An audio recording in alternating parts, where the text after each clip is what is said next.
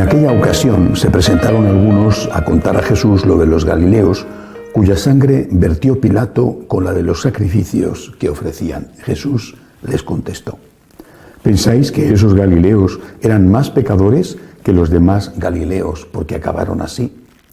Os digo que no. Y si no os convertís, todos pereceréis lo mismo. Y aquellos 18 que murieron aplastados por la torre de Siloé, ¿pensáis que eran más culpables que los demás habitantes de Jerusalén? Os digo que no. Y si no os convertís, todos pereceréis de la misma manera. Y les dijo esta parábola. Uno tenía una higuera plantada en su viña. Fue a buscar fruto en ella y no lo encontró. Dijo entonces al viñador: ya ves, 3 años llevo viniendo a buscar fruto en esta higuera y no lo encuentro. Córtala. ¿Para qué va a ocupar terreno en balde? Pero el viñador le contestó: Señor, déjala todavía este año. Yo cavaré alrededor y le echaré estiércol, a ver si da fruto. Y si no, el año que viene la cortarás. Palabra del Señor. Gloria a ti, Señor Jesús. Empecemos por la primera parte de este Evangelio. Había en Israel un pensamiento bastante extendido, según el cual cuando una persona sufría, Dios le estaba castigando. Y cuando una persona tenía éxito, Dios le estaba bendiciendo.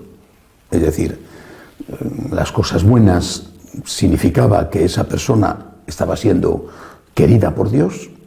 Las cosas malas significaban que esa persona estaba siendo maldecida por Dios. A continuación se llegaba a una conclusión: como Dios no es caprichoso, ese castigo, esa maldición divina, se debe a que ha hecho algo malo. Y esa bendición divina, ese éxito, se debe a que ha hecho algo bueno. Lo que ha hecho malo puede ser evidente o puede estar escondido, pero algo malo ha hecho. Esto es lo que está en el fondo del libro de Job. Job es bueno, le van las cosas mal, empieza a venir las desgracias que le suceden, y los que le rodean dicen: algo malo has cometido, porque si no, Dios no te castigaría de este modo. Y esto que estaba, repito, muy extendido, este pensamiento en el pueblo de Israel, esto también está un poco entre nosotros. Y de hecho yo creo que está mucho en algunas comunidades eclesiales, como por ejemplo los puritanos, calvinistas o sus variaciones en Estados Unidos, como son los presbiterianos. El éxito, señal de bendición. El fracaso, señal de maldición. Claro, con este criterio es evidente que Jesucristo en la cruz fue un maldito. Por eso entraron en crisis, en parte, por eso entraron en crisis sus discípulos. Cristo en la cruz, un maldito. Cristo que hace milagros, un bendito. ¿Cómo se puede pasar de ser un bendito a un maldito? Yo creo que tenemos que ver las cosas de otra manera. Las cosas tenemos que verlas como las ve Jesús, como nos enseña Jesús a verlas. Desde la aceptación del misterio de Dios. Hay muchas personas buenas, muchas, que sin embargo tienen enfermedades físicas terribles, y he conocido a bastantes de ellas. Y hay personas malas que han hecho mucho daño, y que siguen haciendo mucho daño, y que sin embargo tienen unas condiciones de vida, fruto a veces de su propio mal, porque han robado, por ejemplo, incluso unas condiciones de salud envidiables. Es verdad que hay una vida eterna, pero en esta vida no siempre los malos son castigados y los buenos bendecidos. Creo que tenemos, repito, que aceptar el misterio de Dios. Señor, yo no te entiendo siempre, pero yo creo en ti. Cristo era un bendecido por Dios, era el propio Dios. Cuando moría en la cruz, tanto como cuando multiplicaba los panes y los peces o resucitaba a los muertos.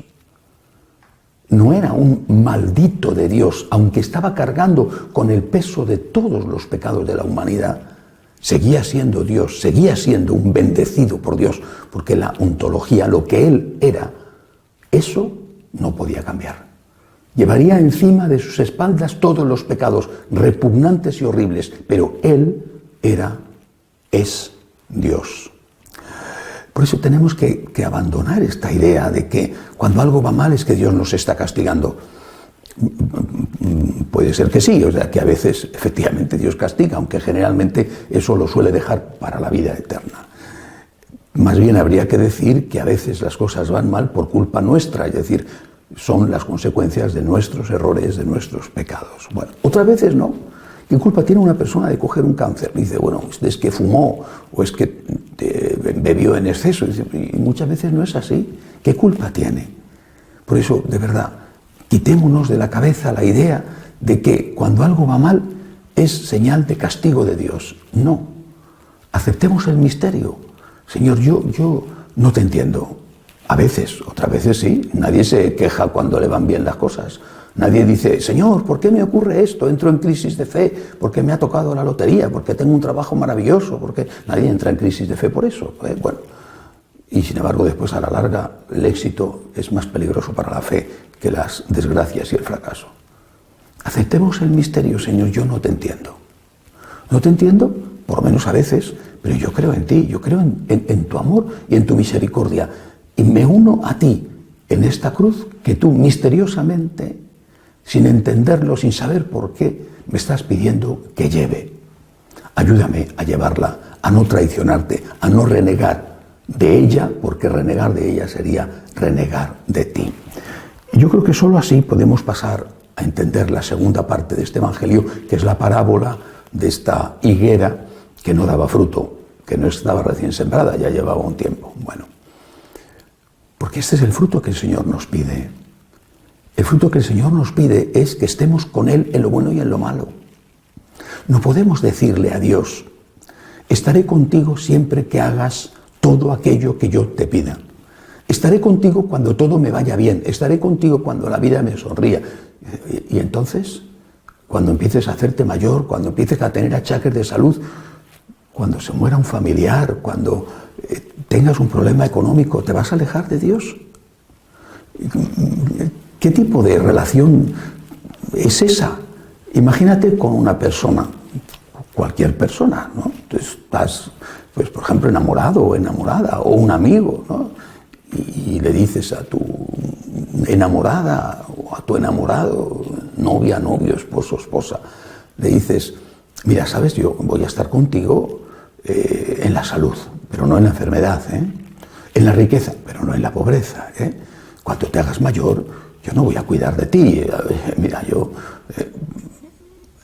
eso es amor, eso es amistad.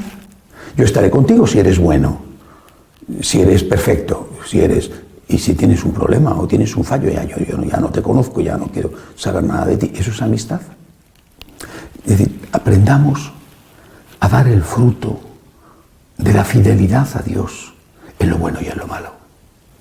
Señor, con tu gracia, porque la cosa no es fácil muchas veces, con tu gracia, con tu fuerza, con tu auxilio, con tu misericordia, contigo siempre, Señor, en lo bueno y en lo malo, contigo siempre, Señor. Cuando entiendo y cuando no entiendo, cuando la vida me sonríe y cuando la situación se vuelve adversa y complicada, en lo bueno y en lo malo, Señor, contigo siempre. Este es el fruto que el Señor quiere encontrar en aquellos que son de verdad sus amigos. Que así sea.